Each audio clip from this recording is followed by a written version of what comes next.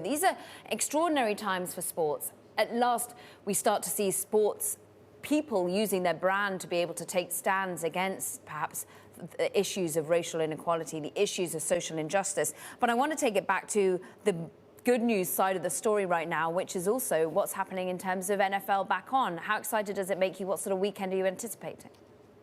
I think it's going to be an awesome weekend. Thursday night was up almost 300% year over year.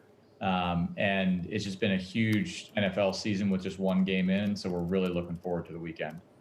And so with regards, though, to sort of the broader market here right now for gaming, I'm curious as to whether the trend line that we're starting to see now with sports coming back, does that sort of create, I guess, more demand than what you had pre-COVID, or does it just sort of bring you back to maybe where a lot of the gaming industry was? So we have an incredibly diverse platform. We have online casino, horse racing, and everything else. So we actually grew through COVID. And so we were growing 50+% a year, even through COVID, just given the fact that we're an online business. And then with the return of sports with the NBA, MLB, and NFL, it's really just accelerated that growth. How are you thinking, at least in the U.S., about some of this online sports betting? What changes for you from a regulatory standpoint, maybe come November? So most of our business is done at the local level. So we're most focused on each state. And what you're seeing is, frankly, two things. One is states obviously need money.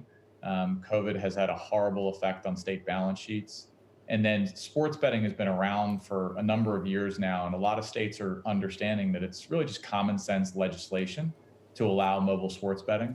It raises tax revenues and it puts an illegal market out of business. And so we're seeing more and more states express interest in passing laws around online sports betting.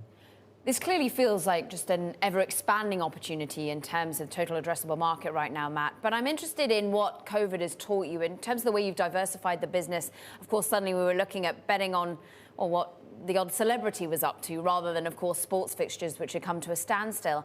Are you looking to diversify your own business? Is perhaps casino gambling a little bit more something you're looking into? I know that there's plenty of other rivals that have been doing something similar. So we actually operate the largest online casino in the country already. So we were one of the early pioneers. We started 5+ years ago in New Jersey when they first legalized it.